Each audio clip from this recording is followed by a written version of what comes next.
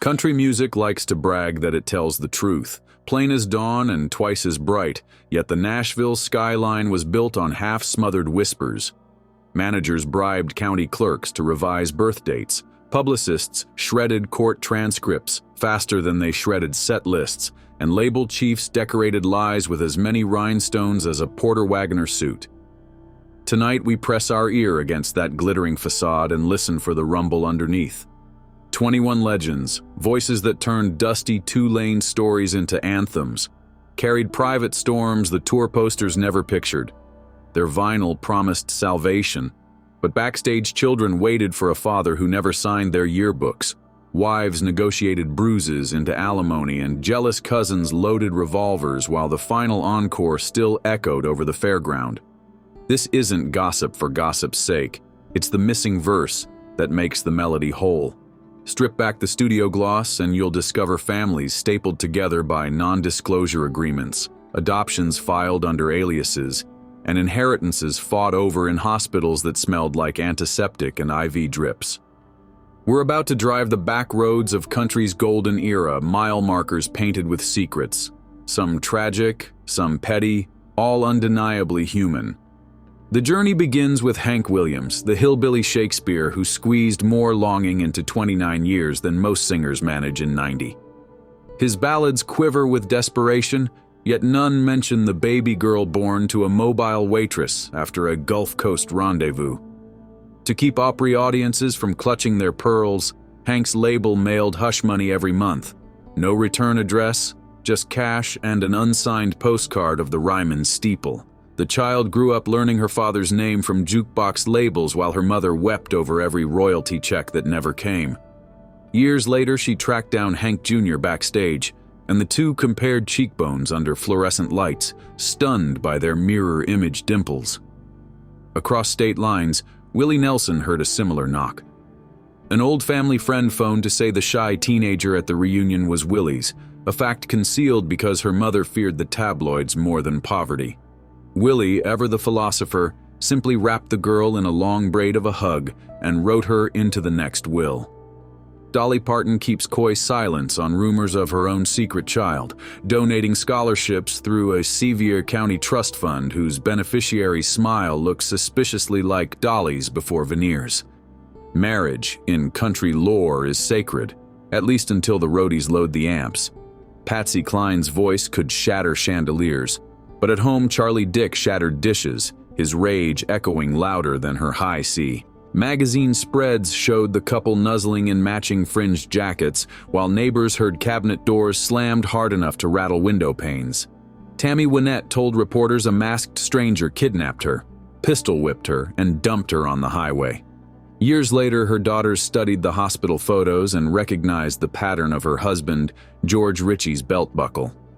George Jones, Tammy's earlier spouse, once mounted a riding mower and puttered 8 miles for gin after Tammy hid his keys, later firing a revolver into the kitchen ceiling when the bottle ran dry. Merle Haggard and Bonnie Owens divorced quietly, but insiders remember plates flying across tour bus galleys faster than drumsticks. These women sang about standing by their men even as they stood by emergency rooms praying the swelling wouldn't ruin a televised duet. Country's greatest love songs were sometimes written in the key of concussion.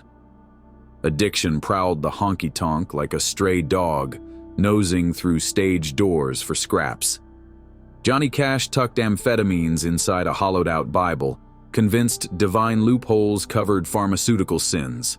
The pills propelled his Cadillac off a Tennessee embankment, set national forests ablaze, and left his first marriage daughters measuring fatherly love by the number of sober holidays in a row.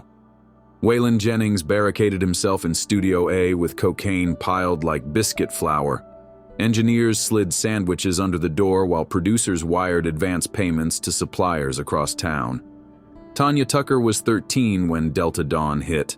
By 16, she could distinguish brands of bourbon by smell, a party trick taught by promoters twice her age. Charlie Rich drank gin until courage curdled into spite, famously torching John Denver's CMA envelope on live television. a stunt that toasted whatever was left of his radio career. Merle Haggard's son Marty tried to match his father's outlaw legend, swallow for swallow, and landed in rehab more often than soundcheck. Each relapse produced another mournful hit, proof that misery can be monetized if you rhyme it just right. When the spotlight dimmed, money lit new fuses. Glenn Campbell drifted into Alzheimer's fog, and whoever held the password to his TuneCore dashboard effectively controlled who got bedside access. 3 older children sued their stepmother for visitation rights and royalties in the same breath, arguing love and licensing fees were inseparable. Loretta Lynn shaved 2 years off her birth certificate to amplify the miracle of a child bride turned superstar, a harmless tweak until mineral rights lawyers tried reconciling timelines for coal leases.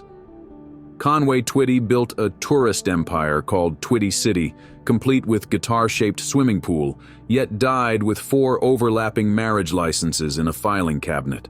A probate judge spent 3 days drawing a family tree that looked like tangled Christmas lights before dividing "Hello, darlin'" checks.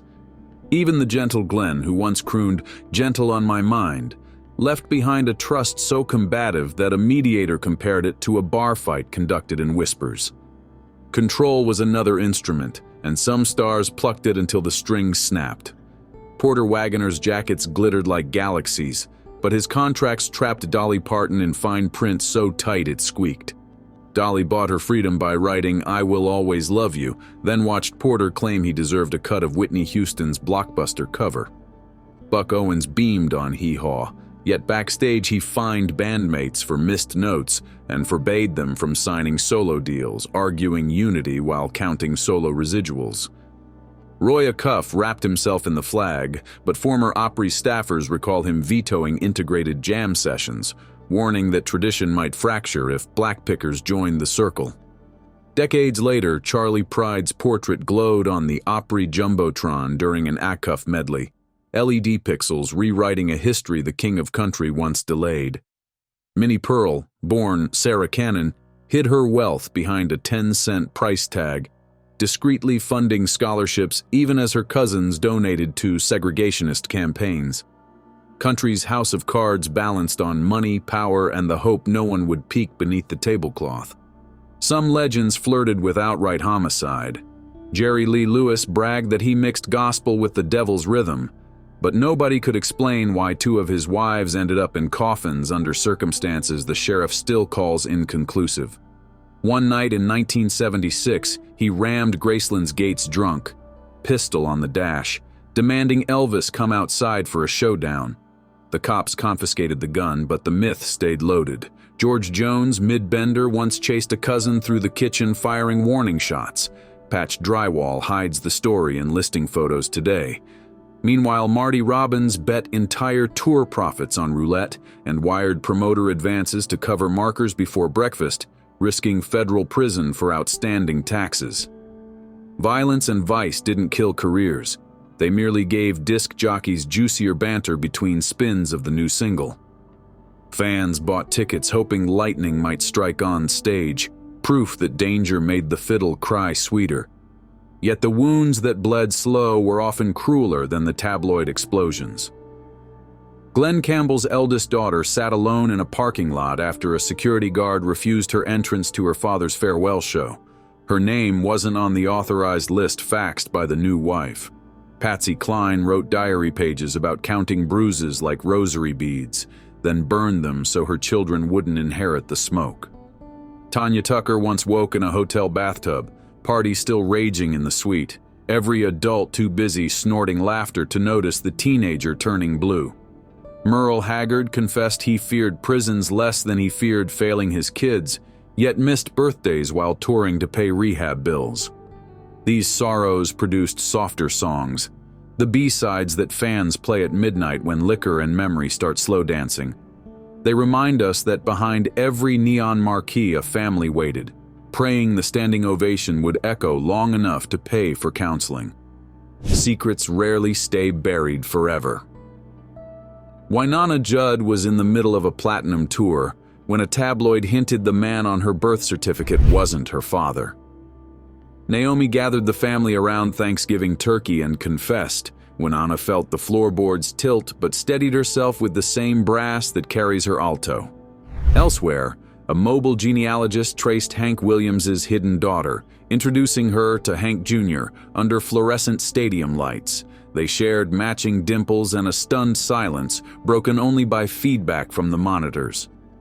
Willie Nelson's belated daughter arrived at a Red Rock soundcheck, and Willie joked that the family tree now needed longer guitar strings. Each revelation rewired royalties, but more importantly, rewired identity. Grandchildren learned their lineage from podcast interviews, piecing together bloodlines like bootleg set lists. In Nashville today, DNA tests ship overnight and studios purchase liability insurance to cover surprise airs. Publicists were the unseen band, tuning the story between every performance. One editor remembers receiving a bouquet of roses with a promise of exclusive cover photos if he spiked a piece about a singer's drunk driving arrest. Studio lawyers drafted marriage contracts thicker than tour writers, complete with moral turpitude clauses that read like scripture. A mid-level Capitol Records staffer once spent Christmas Eve driving across 3 counties to buy up every copy of a weekly gazette that mentioned a paternity suit, then fed the papers one by one into a fireplace while his children opened gifts. Back then, the game relied on scarcity. Kill the evidence before it traveled. Today, screenshots race faster than Cadillacs, yet the instinct to spin remains. Managers hire reputation firms to bury mugshots beneath SEO avalanches, and legacy estates watermark family photos before posting condolences, lest tabloids harvest them for front-page layout.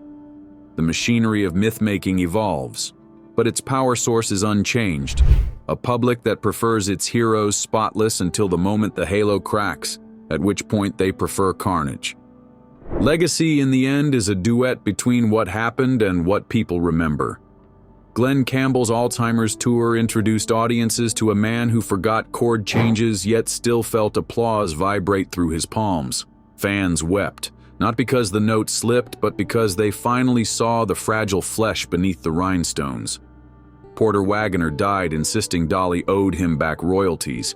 Dolly paid for his hospital bills and sang at his funeral anyway, wrapping resentment in harmony. Roy Acuff's relatives now fund scholarships for black fiddle players. Each acceptance letter attempts to balance a scale their patriarch once tipped. Minnie Pearl's estate finances rural health clinics, a nod to the laughter she prescribed for generations. Every act of restitution adds a grace note to melodies first penned in pain. Consider the night Conway Twitty's heart failed in a Missouri locker room. Stagehands called 911 while 2 women, one with a marriage certificate, one with a diamond promise ring, argued over who should ride with him to the hospital. The promoter, thinking on his feet, aimed a spotlight their way so the paying crowd assumed the chaos was scripted. Later, the coroner listed complications from an aortic aneurysm, but those in the wings swear it was heartbreak engineered by logistical error. Or picture Minnie Pearl at the 1968 Opry, pinning that 10-cent tag over her chest after Dr. King's death. The audience hesitated, laughter trapped in throats, until Minnie broke the tension with her signature "Howdy." Some say the gesture cost her radio sponsors. Minnie never clarified, preferring the power of unanswered questions. In these moments, the veneer cracked and truth, messy, political, human, glimmered through. What then do these secrets teach? Maybe that art and flaw are inseparable twins. Hank Williams's hidden daughter proves longing can live in a minor chord, even when the singer's name is missing from your birth certificate. Patsy Cline's cracked ribs remind us that the sweetest vibrato can mask a seismic tremor underneath. Johnny Cash's Hollow Bible shows faith and self-destruction share a hymnal more often than pews admit. Jerry Lee Lewis's Scorched Marriages warn that charisma without conscience burns allies into ashes. And Dolly Parton's Quiet Scholarships hint that redemption sometimes arrives disguised as generosity, never demanding credit. The truth beneath the twang is neither cautionary nor celebratory. It simply insists that these icons were as complicated as the rest of us, only louder. Listeners sometimes claim they don't want the dirt, that knowing ruins the music, yet sales spikes follow every scandal documentary. The paradox is simple. Imperfection invites recognition. When Loretta Lynn sings of being rated X, the line lands harder after you learn she doctored her age to dodge moral condemnation. When George Jones moans about feeling the walls closing in, drywall patched over bullet holes becomes a subwoofer for the lyric. Country fans don't crave flawless idols. They crave evidence that survival is possible, that someone can stagger through the valley and crawl onto vinyl with enough breath left to hit the high note. That's why they line up at museums to touch Hank's battered Martin, why they pay premium for Glenn's stage-worn rhinestones, even as the stones fall off. Each artifact is a receipt proving that glory and wreckage split the bill exactly 50-50. In the streaming era, the cover-ups look different. Lawyers can't buy every newspaper when a DUI mugshot drops at 2 a.m. Instead, management floods timelines with puppy photos and teaser clips. A viral rumor that a legacy artist sired a forgotten child sparks GoFundMe campaigns before DNA swabs even reach the lab. Autograph seekers no longer hover by backstage doors. They hover in comment threads, dissecting wardrobe choices for clues about rehab or relapse. The circle of wagons remains, but the wagons are now Wi-Fi routers. Yet the emotional calculus hasn't changed. Fans still forgive anything except boredom. A catchy melody can launder reputations faster than any crisis management press release, and a heartfelt apology track can debut at #1 even while court dates linger. The audience, hungry for authenticity, often accepts confessions set to a shuffle beat as adequate restitution. Imagine a future Opry anniversary show where holograms of these departed legends trade verses with their great-grandchildren. As the digital Hank steps to the circle, his once secret daughter, now silver-haired herself, sits in the front row beside Willie's late-found child and Glenn Campbell's previously banned son. The audience, wearing augmented reality earbuds, hears layers of harmony previously impossible: ancestor and heir, rumor and record, confession and chorus. The MC doesn't explain the tangled genealogy. The crowd already knows from docu-series binges. Instead, the camera pans to faces wet with recognition. Every family tree has grafted limbs. Country at last becomes exactly what it has always hinted: a patchwork of ordinary failings amplified through extraordinary sound. So let's close the ledger the only way country ever truly ends a show, with a slow waltz fading into feedback.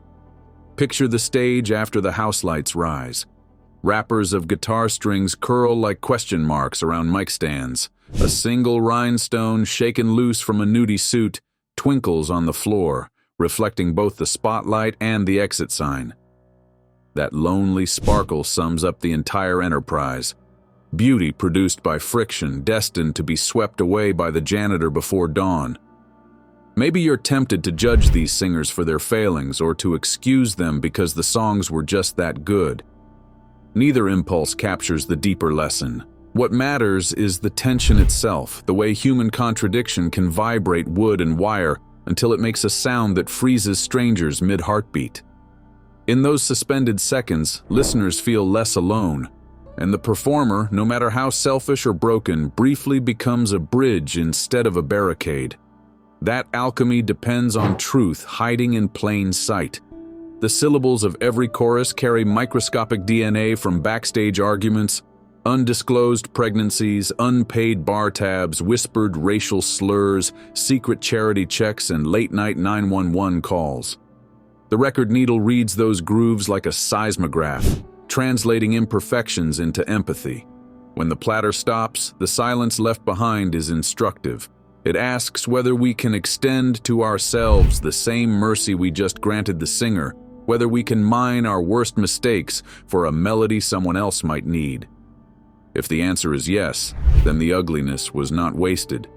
Country music has always insisted on that tiny hope, that a voice cracked by regret can still tune the room, that a story almost too painful to tell can still make strangers sway together, and that secrets, once sung, stop being chains and start being chords. If you enjoyed this video, like and subscribe, and also click the next video shown on your screen.